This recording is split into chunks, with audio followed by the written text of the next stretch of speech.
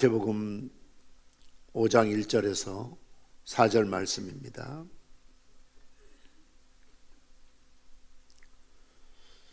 예수께서 무리를 보시고 산에 올라가 앉으시니 제자들이 나온지라.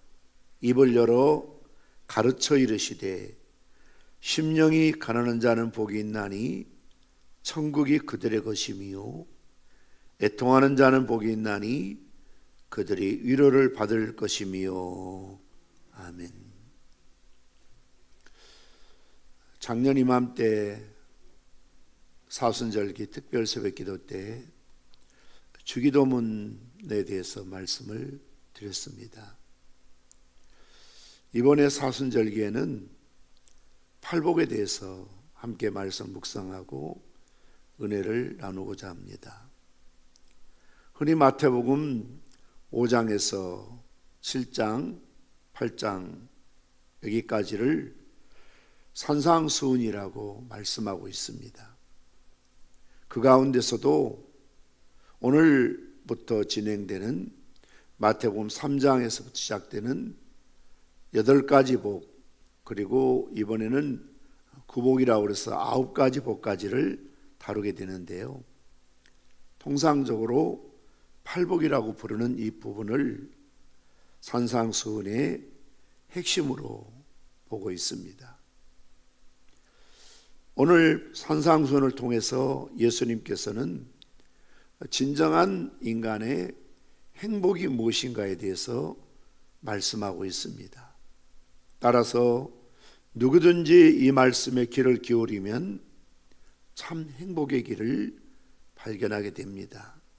아무쪼록 저와 여러분이 이 말씀을 잘 듣고 깨우쳐서 참 행복의 소유자가 되시기를 주님의 이름으로 축원드립니다. 그리고 더 나아가서 행복을 알지 못하는 방황하는 세상의 무심령들에게 우리는 행복을 전해주는 행복 전도자가 되시기를 주님의 이름으로 축원합니다. 먼저 우리는 세상의 행복론과 예수님의 행복론을 비교해 보아야 합니다. 세상의 행복론은 지극히 외형적이고 현세적인 것을 말합니다. 물질적인 환경 조건이 갖춰지면 행복하다고 말합니다. 또는 권력을 소유하면 행복한 사람이라고 생각합니다.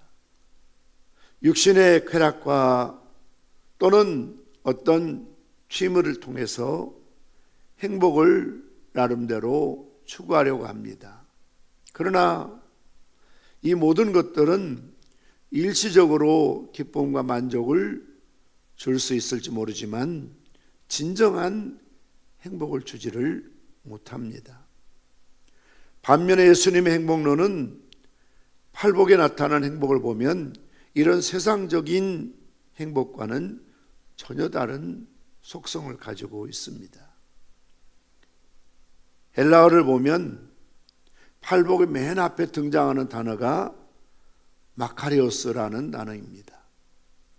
그리고 감탄사로 이루어져 있습니다. 마카리오스라는 것은 오, 복이 있도다 라는 그런 의미입니다.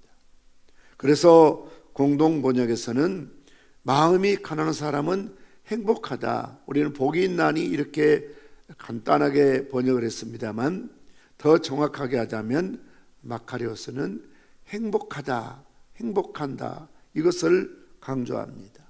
그러면서 오, 행복이 있도다 그러면서 심령이 가난한 이들이요 천국이 저희 것이미로다 라고 말씀하고 있습니다. 따라서 여기서 말하는 행복하다 이 말은 최상급의 행복을 의미하고 있습니다. 비교할 수 없는 최고의 행복인 것이죠. 이어서 오늘 본문에 심령이 가난한 자의 복에 대해서 말씀을 드리려고 합니다. 이 세상에 가난을 좋아하는 사람은 아무도 없습니다. 그런데 가난한 자가 행복하다고 말씀하고 있습니다. 여기에서 가난은 물질적인 가난이 아니라 심령이 가난하다는 것을 말하고 있습니다.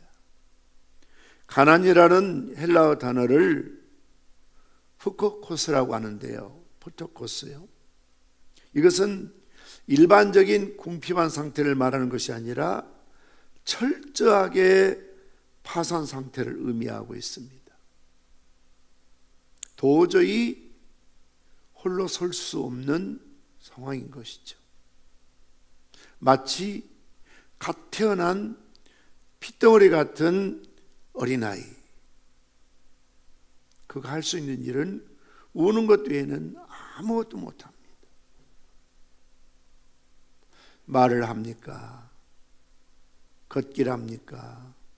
손놀림이나 또는 발놀림 이런 것을 합니까? 아무것도 못합니다.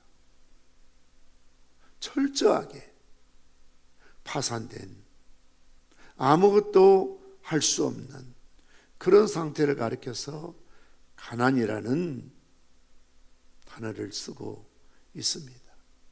아이가 태어나서 할 수 있는 것은 우는 겁니다. 배고프다고, 기저귀 갈아달라고, 아프다고,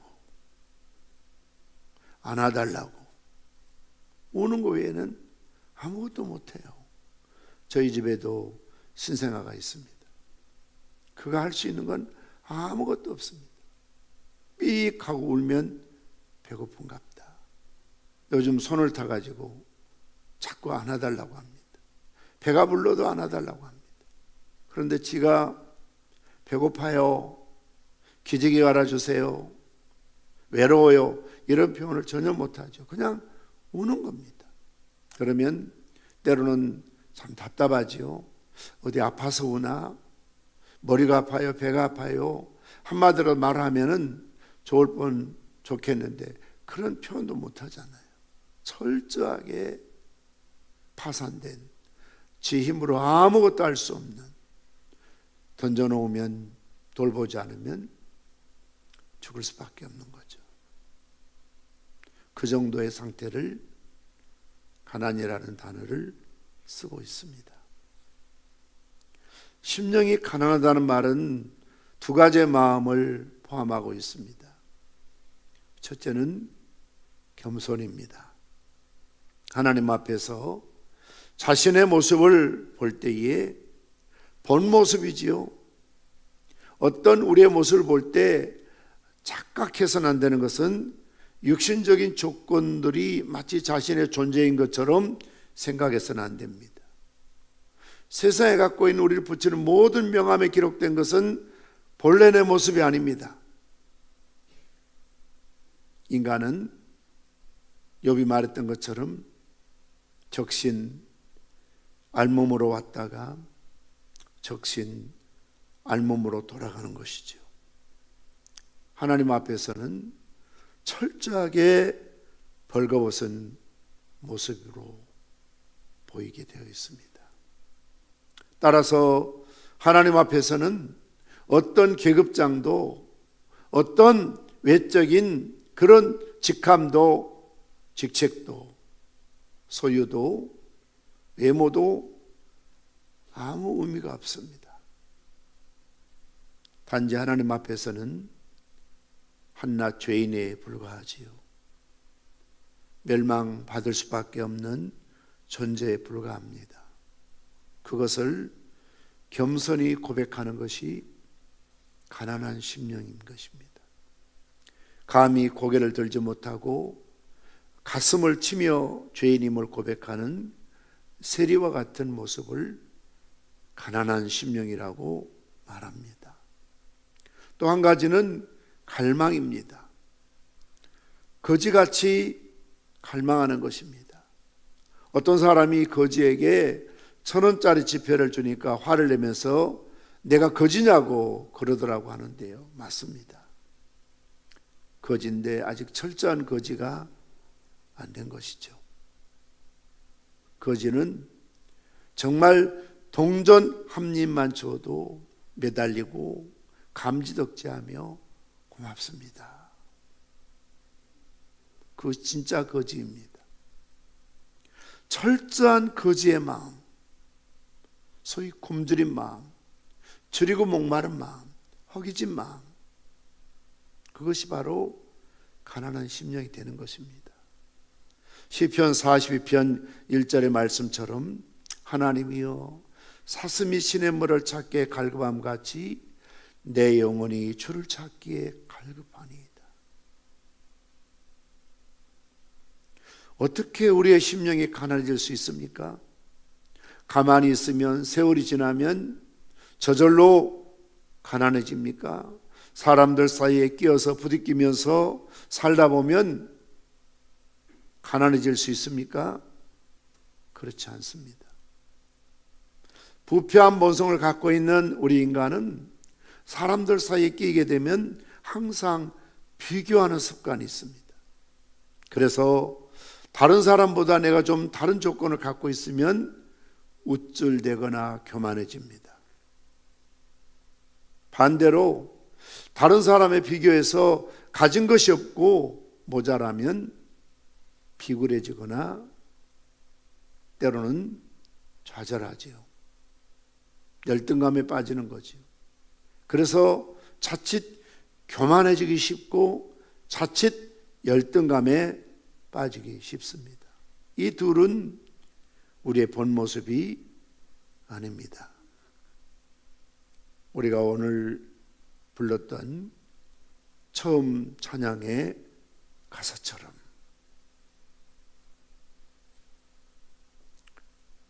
이곳에 임재하소서 주님을 기다립니다. 이곳을 주목하소서 주님을 향합니다. 이곳에 오셔서 앉으소서 이곳에서 드리는 예배를 받으소서. 임재라는 찬양이죠. 어느 때 우리의 심령이 가난해질 수 있습니까? 오직 절대자 하나님, 전지하시고 전능하신 하나님, 거룩하신 하나님 앞에 단독자로 섰을 때에 우리의 본연의 모습을 발견하게 됩니다. 삭개오가 예수님을 보고 싶어 갔지만 사람들에게 군중들에 가려워서 만날 수가 없어서 나무 위로 올라가지요. 돌감람 나무라고 말하고 있습니다. 우리는 많은 사람들을 통해서 자칫 굴절되거나 왜곡된 신관을 갖기 쉽습니다. 참 죄송하지만 목사님을 통해서 하나님 보면 안 됩니다. 남편을 통해서 하나님을 보려고 해서도 안 됩니다. 먼저 예수 믿는 아내를 통해서 하나님을 보거나 때로는 내 아버지가 장로님이요 내 어머니가 권사님이요 내 아버지가 목사님이요 어떤 훌륭한 신앙 인물이 할지라도 그분이라는 프리즘을 통해서 왜곡된 하나님 보아서는 안 됩니다. 단독자로서 내가 직접 주님 앞에 서야 하는 것이죠. 교회 나올 때마다 우리의 마음을 흐리게 하는, 우리의 시선을 흐리게 하는 그 무엇의 유혹에 빠져서는 안 됩니다. 또 여러분들이 어떤 직분자라는 그것 때문에 자꾸 외식하거나 위선적인 모습으로 변해서도 안 됩니다.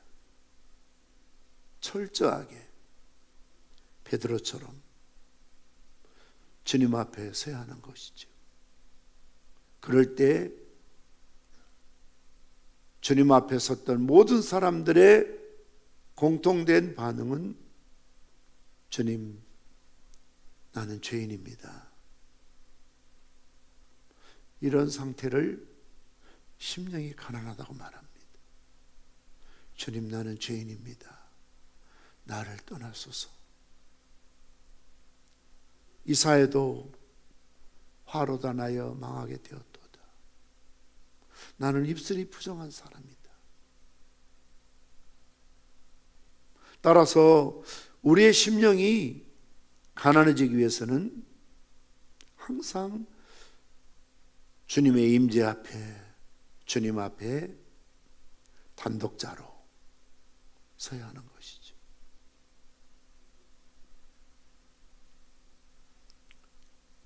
죄인인 자신의 모습, 정말 하나님 없으면 영 죽을 수밖에 없는 실존을 발견하고 겸손하게 주님을 갈망하는 상태를 가리켜서 심령이 가난한 자라고 말합니다. 이런 심령이 가난한 자에게 주어지는 축복이 무엇입니까? 천국이 저희 것이며 그랬습니다. 물론 여기서 천국은 장차 우리가 죽으면 들어갈 하나님 나라를 포함하기도 하지만 그 이전에 현재 이 세상에 임하는 천국을 말하고 있습니다. 우리가 천국을 말할 때는 하나님의 통치권을 말합니다. 하나님이 다스리는 거죠. 하나님이 해라 하면 하고, 하나님이 하지 말라면 안 하고, 하나님이 가라 하면 가고, 하나님이 가지 말라면 안 가고, 이게 통치예요. 그러나 너무나 많은 사람들이 심지어 사역자라고 하고 직분자라고 하고 신앙이 좋은 것처럼 보이지만 자기 하고 싶은 대로 합니다. 교회 봉사도 내가 마음 내켜야 합니다. 내가 기분 좋아야 합니다. 기분 나쁘면 천하 없는 것도 안 합니다. 그러면서 자칫 나는 주를 위해 산다, 또 주의 뜻대로 산다 착각해서는 안 됩니다. 천국은 하나님이 나를 온전히 통치하시는 거지. 귀신에 들린 사람 보세요. 귀신이 시키는 대로 움직여요. 새벽이라도 밤중이라도 귀신이 물르면 나가요. 옷 입으라면 입고 발가벗으면 발가벗고 나가요. 귀신이 먹으라면 먹고 먹지 않으면 안 먹어요. 며칠이라도 굶어요. 귀신이 산소에 가서 자라면 산소에 가서 자고, 움막에 자라면 움막에 자고요. 귀신이 이를 통제하기 시작하면 자기 의지는 아무것도 없습니다. 어느 집에 가서 밥 얻어 먹고 가라면 그 집에서 밥 줄 때까지 기다리고 간단합니다. 하물며 하나님의 거룩하신 성령의 지배를 받는다는 사람이 하나님의 통치권을 무시해서는 안 됩니다. 그래서 천국은 죽어서 가는 것만 아닙니다. 이 땅에서도 주님이 말씀하신 것처럼 너희 속에 이미 천국이 임하였느니라. 예수 믿으면 이미 천국의 삶을 살아야 됩니다. 그것이 뭡니까? 하나님이 나를 다스리는 겁니다. 내가 기분이 나빠도 주님이 그 일을 하시기 원하면 하는 것이 통치입니다. 내가 하기 싫어도 주님이 하라시면 하는 것이 통치입니다. 내가 아무리 하고 싶어도 주님이 안 돼 하면 안 하는 것입니다. 내가 아무리 원해도 아니하면 안 하는 것이죠. 여러분 집안에서 자녀들 키울 때 누가 가장 사랑스럽고 어느 순간 가장 마음에 듭니까? 아이들에게 엄마가 이렇게 하면 네, 하지 마면 네, 용돈을 더 주고 싶고 더 사랑해 주고 싶고 그가 원하는 모든 것을 주고 싶지요. 그런데 청개구리 신부처럼 먹으라 하면 안 먹어, 먹지 않으면 먹어, 가라면 안 가고 오라면 가고 뒤틀린 심령이 되어서는 안 되는 거죠. 그러니까 부모의 통치를 안 받는 거죠. 그래서 천국은 철저하게 하나님의 통치를 경험하는 것입니다. 전제합니다. 그것은 심령이 가난한 자에게 주어집니다. 아직까지 하나님의 통치가 없다는 것은 가난한 심령이 아닙니다. 예수님이 진정한 내 주인이 아닙니다. 소위 로드십이 없는 거죠. 주인이 아닙니다. 아직까지도 내 인생 핸들을 내가 붙들고 있습니다. 하나님, 나는 내가 살고 싶은 대로 살아요. 내 마음대로 살아요. 내 기분대로 살아요. 내 감정대로 살아요. 나는 내가 하고 싶으면 하고요. 내가 하기 싫은 일은 누가 때려 죽여도 나는 안 해요. 교만이죠.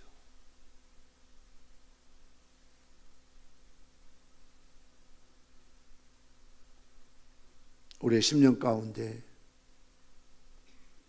천국 임할 때에 십자가 대속의 피로 죄사함 받은 영혼의 기쁨과 감격이 있습니다. 사랑과 평안이 있습니다.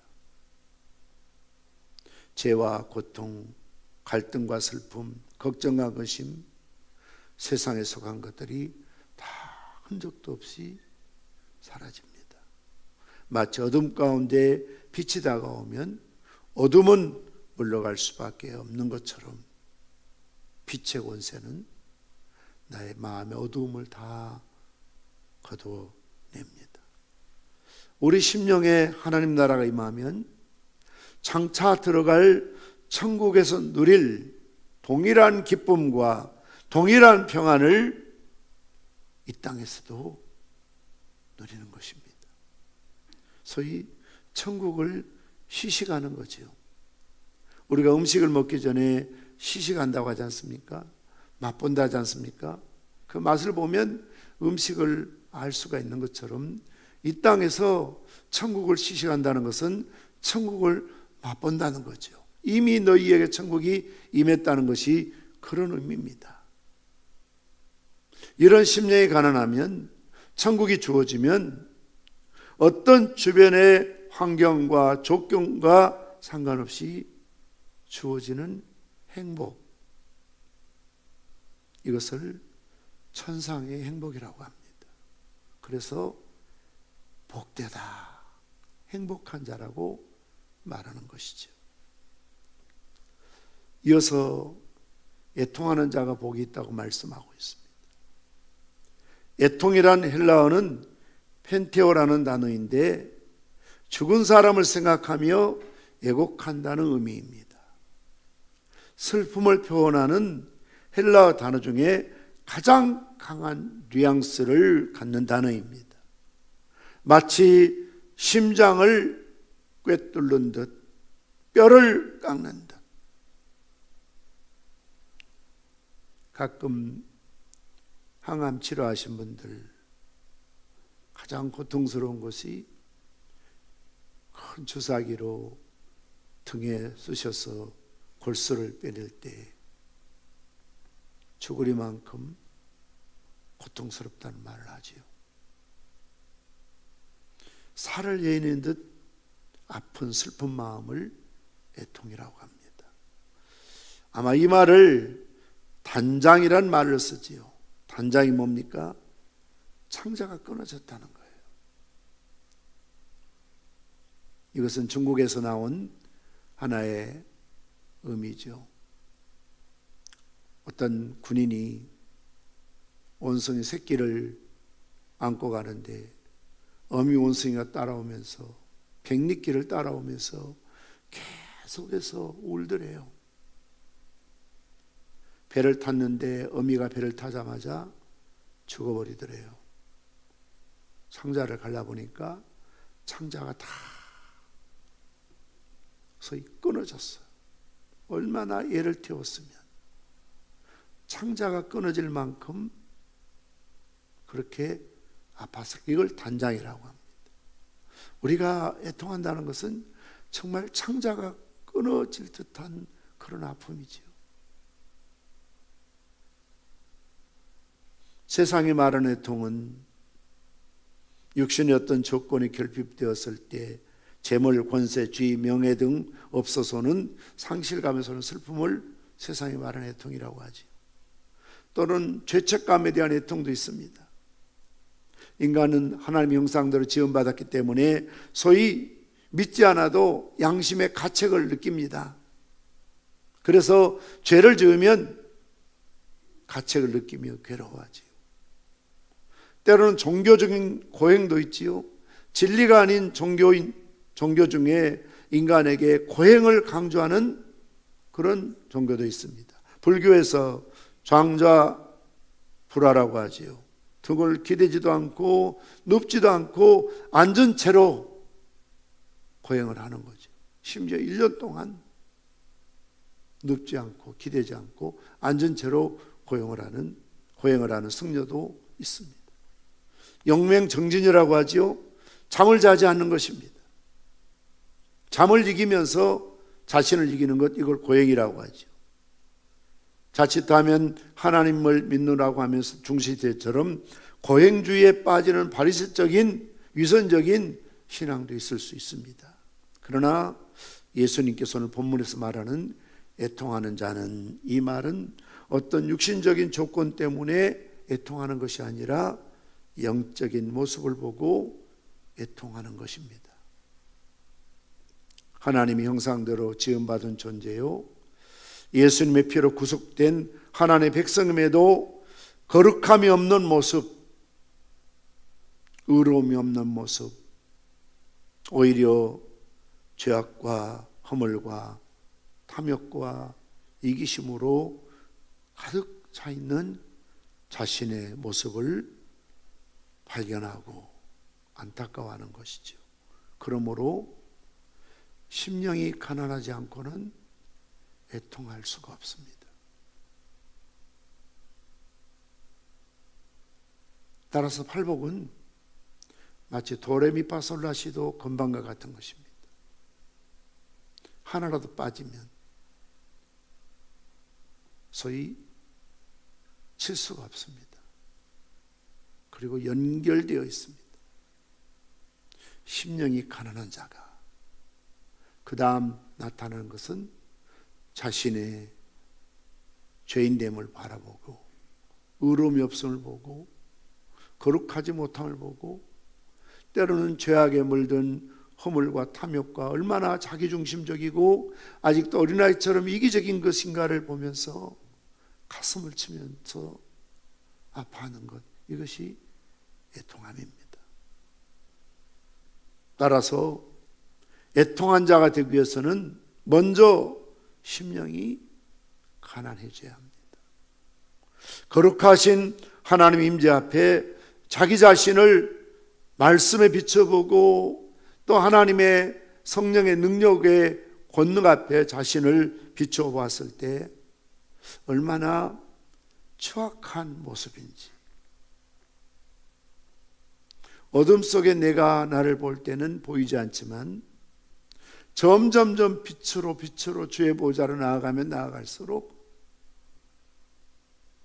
정말 밝은 하나님의 빛으로 우리를 조명해 보았을 때 작은 티라도 크게 보일 수밖에 없는, 그래서 바울처럼 오라 나는 곤고한 사람이로다. 내가 원하는 바 선을 행치 않고 원치 아니하는 바 악을 행하는도다.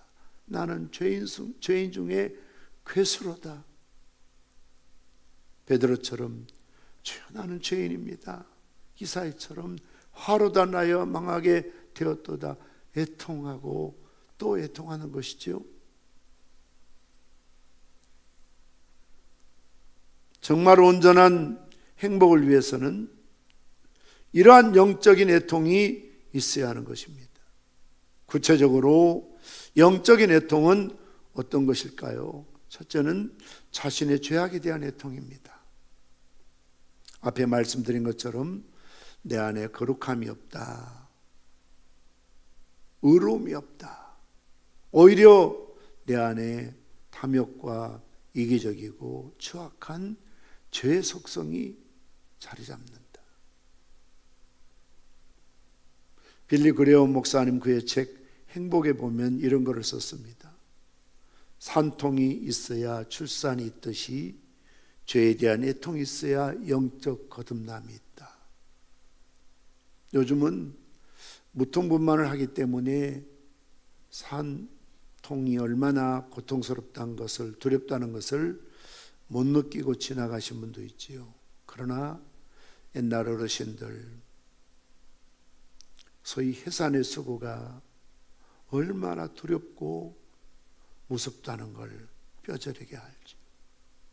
이런 산통이 있어야 아이를 낳듯이 죄에 대한 철저한 애통함이 있어야만 영적인 거듭남이 있는 것입니다.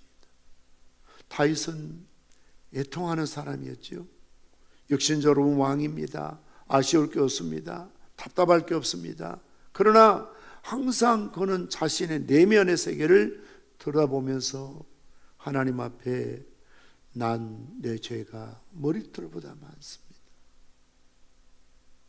스폴전 목사님은 뭐라고 하셨습니까? 메마른 눈으로는 절대 천국에 들어갈 수가 없다. 눈물은 하나님이 보시기에 가장 아름다운 다이아몬드다. 그렇습니다.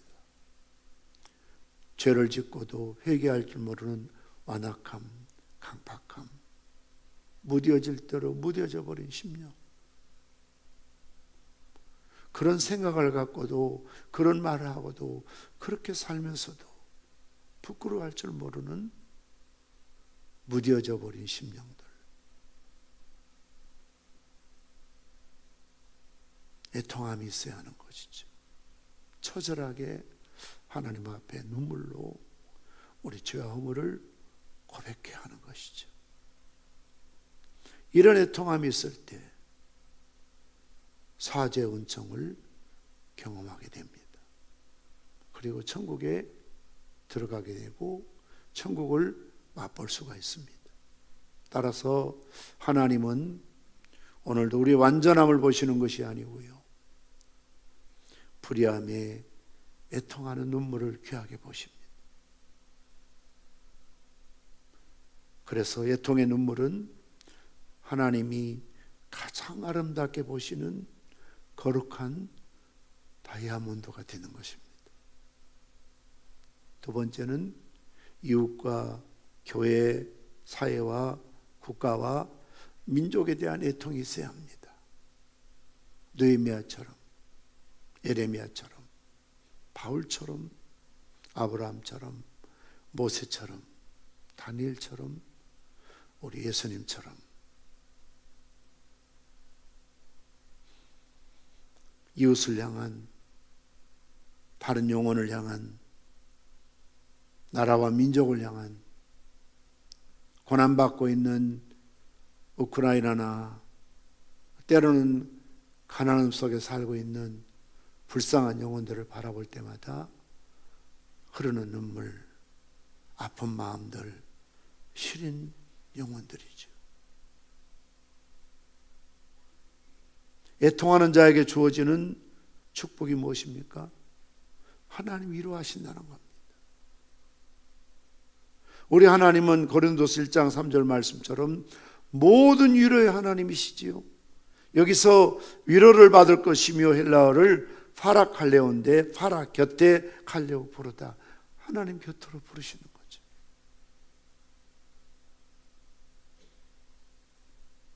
바로 보혜사 성령께서 우리의 상처를, 아픔을, 눈물을, 애통함을 위로해 주시는 것이죠.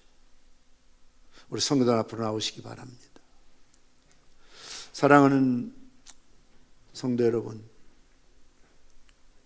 고난주간을 맞이하면서 오늘 팔복에 대해서 두 가지 말씀을 드렸습니다. 심령이 가난한 자는 복이 있나니 천국이 저희 것이며, 애통하는 자는 복이 있나니 저희가 위로를 받을 것이며, 우리의 심령이 가난하기 위해서는 오직 절대자 하나님, 전지전능하시고 거룩하신 하나님 앞에 단독자로 서야 합니다. 모든 것을 다 내려놓고, 가식적인 것들을 다 내려놓고, 우리를 둘러싸고 있는 모든 그런 외식적인, 형식적인 모든 것들을 내려놓고 알몸으로 주님 앞에 서야 합니다.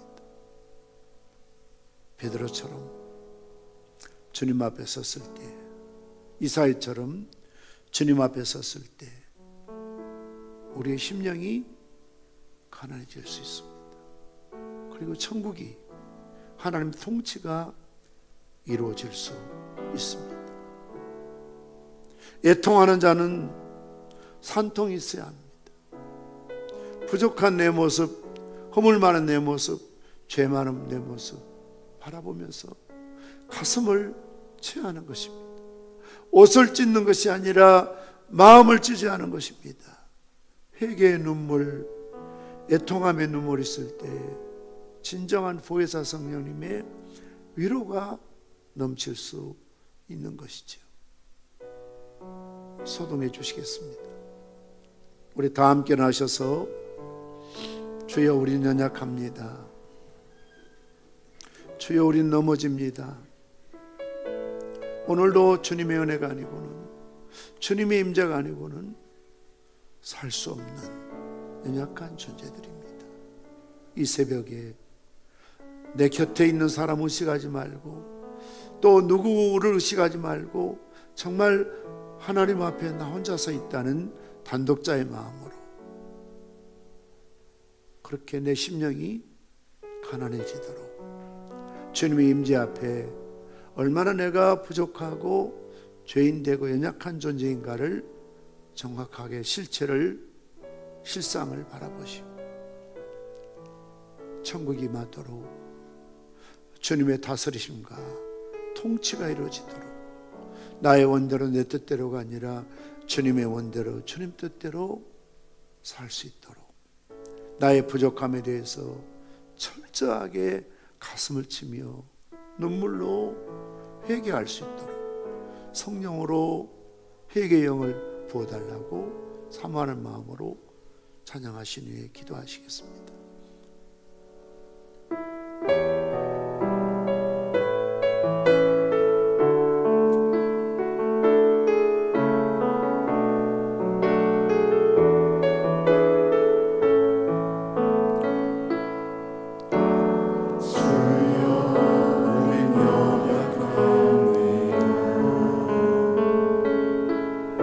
우리 모두 힘겨워 합니다.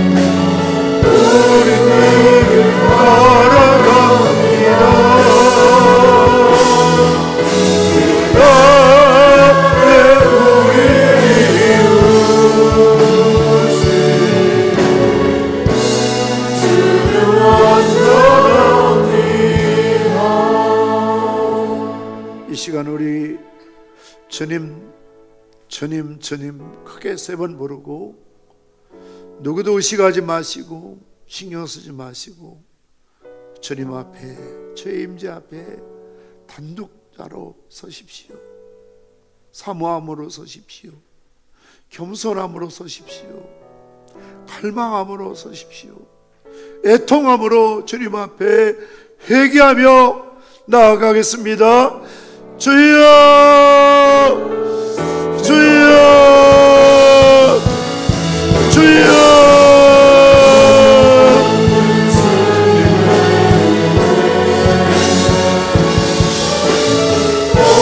아버지 하나님,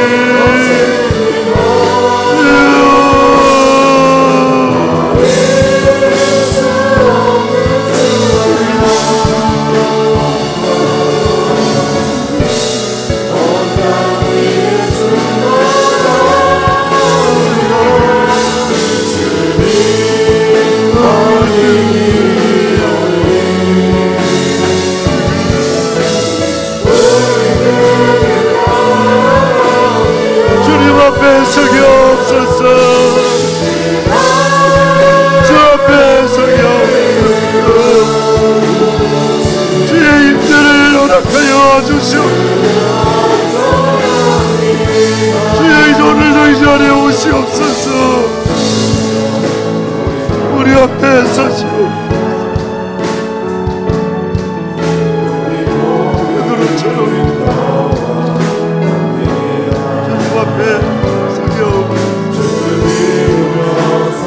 주여, 나는 죄인으로서이다. 나를 떠나소서. 바로 나라야 망하게 되었도다. 나는 입술이 부정한 사람. 오랩산에 다시 딸기나무 임하셨다. 이곳에 임하시다. 아브라함을 부르시고 차셨던 주님, 아담아 아담아 네가 어디 있느냐 차셨던 주님, 이 자리에 오시고 우리의 처절한, 우리에게 의롭고 추악하고 이기적이고 자기중심적이고 세속적이고 마귀적이고 정욕적인 자아를 발견하게 하시고 한장의 슬픔, 이의 통합, 가슴을 찢고 성장한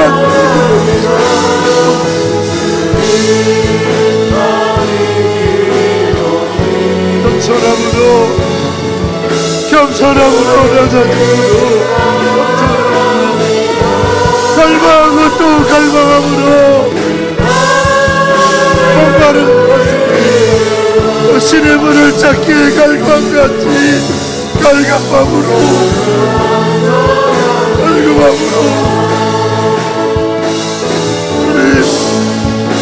우리 낮아집니다. 우리 넘어집니다. 우리는 부족합니다. 아무것도 아닙니다. 간절하게 자신을 바라보며 내게 영을 부어주시오. 내게 영을 부어주시오.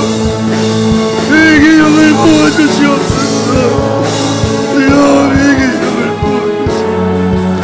우리를 불쌍히 여기시옵소서. 우리를 불쌍히 여기시옵소서.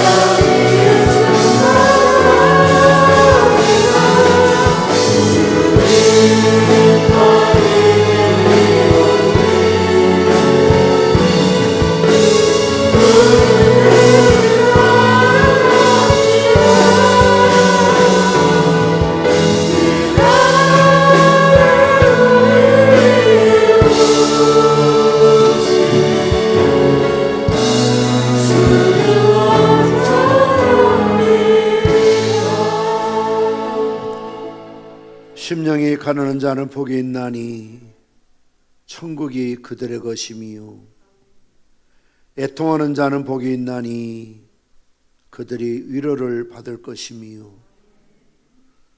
주님 앞에 섰을 때 베드로처럼 주여 나를 떠나소서 나는 죄인입니다. 성전에 들어가 하나님의 거룩한 임재를 경험했던 이사야처럼 화로다 나여 망하게 되었도다. 나는 입술이 부정한 사람이요. 오늘도 주님의 거룩한 임재 앞에 단독자로 알몸으로 벌거벗은 몸으로 우리의 심령을 감찰할 때 얼마나 추악하고 세속적이고 마귀적이고 정욕적이고 이기적이고 탐욕과 교만과 자기중심으로 가득 차 있는 우리 자아를 발견하며 철저하게 애통하며 회개하게 하옵소서. 묵은 때 하루아침에 지울 수 없지만 새벽제단을 통하여 우리의 완악한 심령들이 겸손해지게 하시고 차가운 심령들이 뜨거워지게 하시고 모든 심령들이 주의 말씀과 성령의 능력 앞에 예민하게 반응하게 도와주시길 원합니다. 에스겔 골짜기의 마른 뼈와 같은 심령이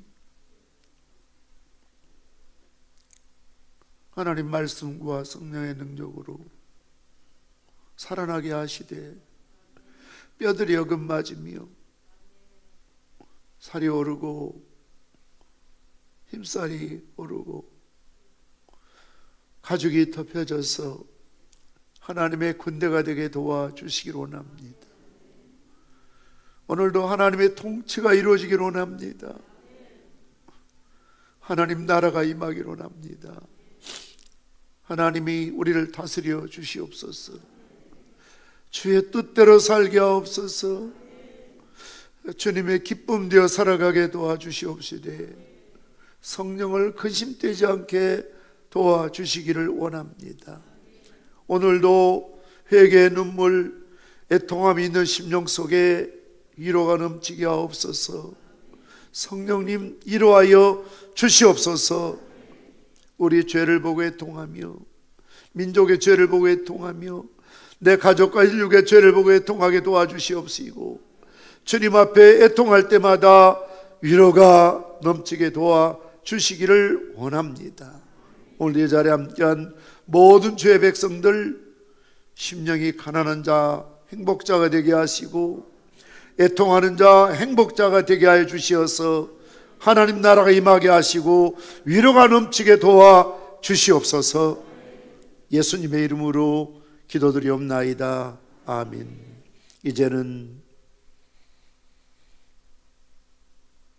심령이 가난한 자에게 주님의 임재를 보여주시고 애통하는 자에게 성령의 위로함을 주시는 우리 주 예수 그리스도의 은혜와 아버지 하나님의 사랑하심과 성령님의 교통하심이 오늘도 심령이 가난한 자로 살길 다짐하고 애통하며 살길 다짐하는 주의 백성들을 위해 이제로부터 영원 무궁토록 항상 함께 있을지어다. 아멘. 차를 타고 오신 분들은 탑승하시고 나머지 분들은 자유롭게 기도하시다 돌아가시기 바랍니다.